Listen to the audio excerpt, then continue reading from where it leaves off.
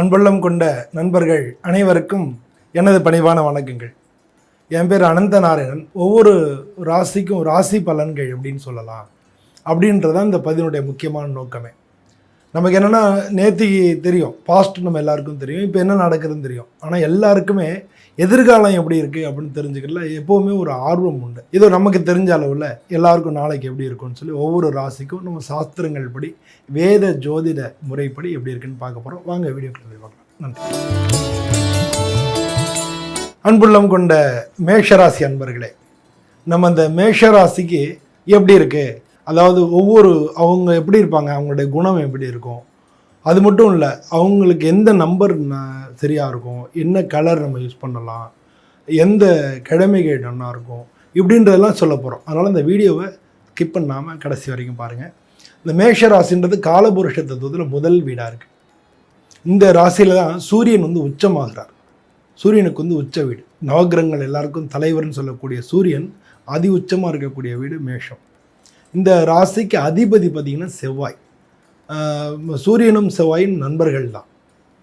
இந்த ராசியில் இருக்கக்கூடிய நட்சத்திரங்கள் அஸ்வதி, பரணி, கார்த்திகை 1ஆம் பாதம், இதெல்லாம் இந்த ராசியில் இருக்குது. இந்த ராசி ஒரு நெருப்பு ராசி. அது மட்டும் இல்லாமல் சரராசி.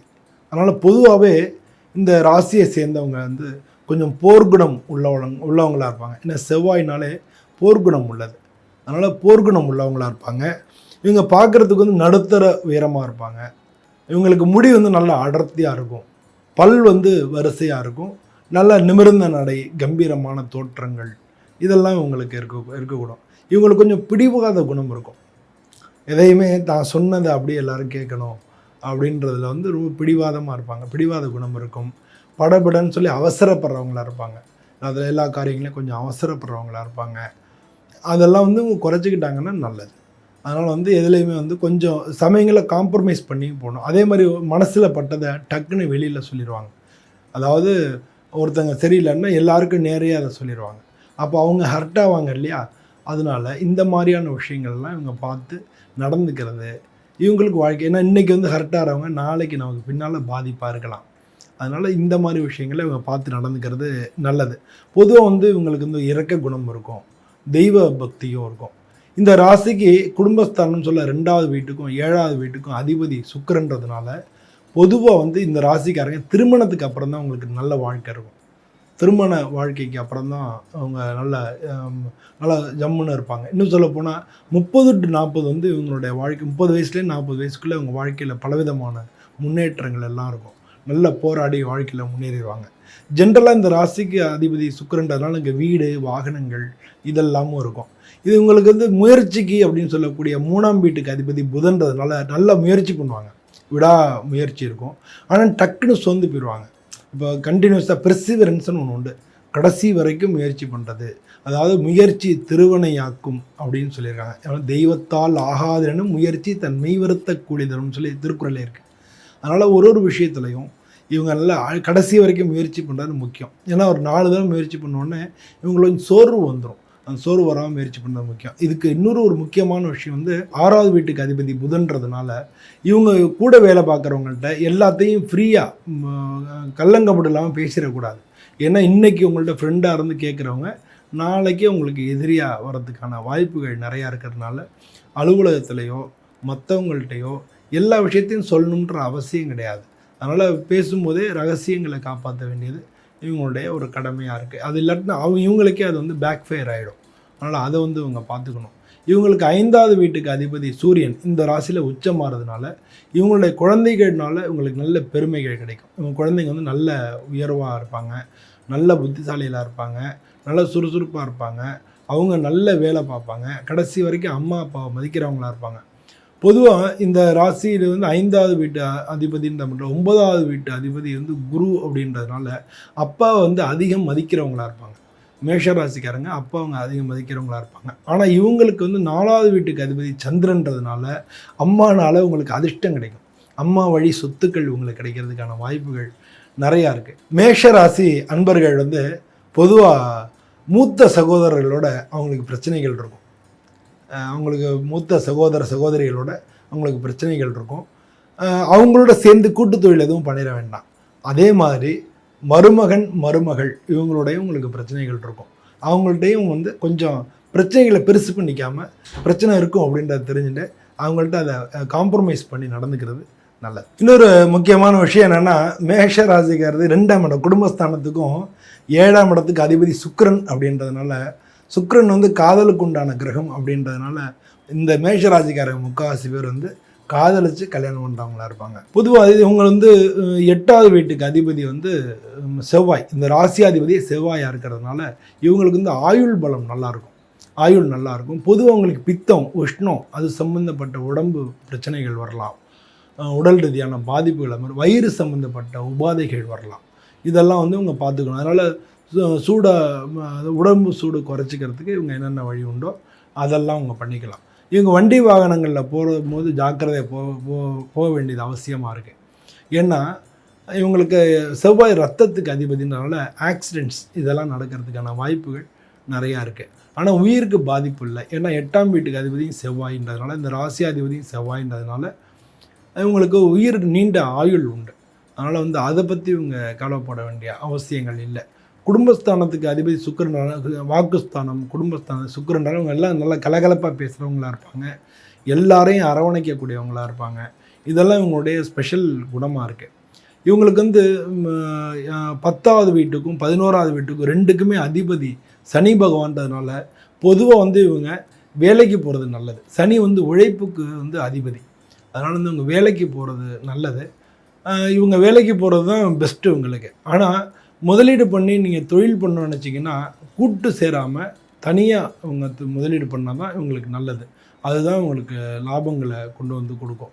அதனால் வேலை இவங்களுக்கு கூட வேலை பார்க்குறவங்கள ஒத்துழைச்சி வேலை பார்த்தாங்கன்னா அதுவே வந்து உங்களுக்கு ரொம்ப ரொம்ப நல்ல ஒரு பெரிய பலன் கொடுக்கக்கூடியதாக இருக்கும்.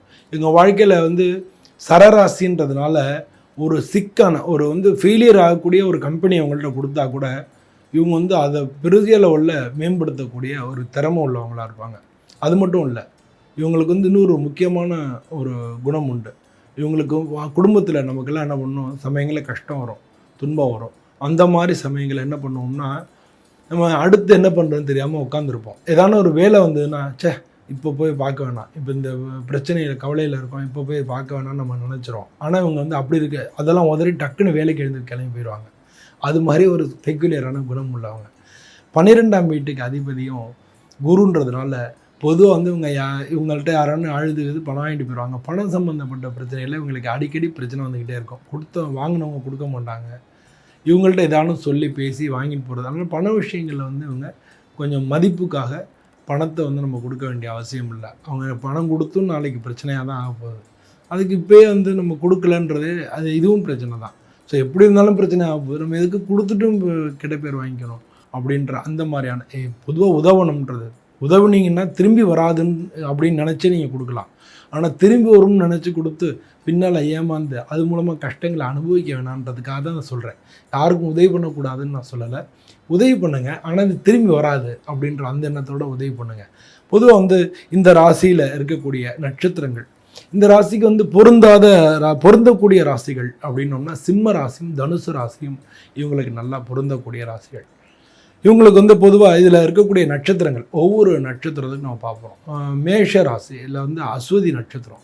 இந்த அஸ்வதி நட்சத்திரத்துக்கு விநாயகரை வணங்குறது. ஏன்னா அஸ்வதிக்கு வந்து கேதுவோடைய நட்சத்திரம், அதனால் கேதுவுக்கு அதிதேவதை விநாயகர்ன்றதுனால விநாயகரை இவங்க வணங்குறது ரொம்ப ரொம்ப நல்லது. விநாயகரை வணங்கினாங்கன்னா எப்போவுமே விநாயகரை வணங்கணும், ஆல்வேஸ், லைஃப் லாங்.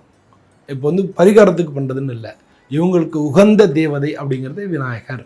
எப்போவுமே விநாயகர் பிடிச்சிட்டாங்கன்னா அவங்க வாழ்க்கையில் முன்னேறதுக்கு மிக மிக பயங்கரமான வாய்ப்பு உண்டு. இவங்களுடைய உண்மையான ஹிடன் டேலண்ட்டுன்னு சொல்கிறாங்களே, அந்த ஹிடன் டேலண்ட்டு அந்த விநாயகரை வணங்கும்போது தான் அவங்களுக்கு கிடைக்கும். இவங்களுக்கு பொதுவாக தெற்கு திசை வந்து நல்லாயிருக்கும்.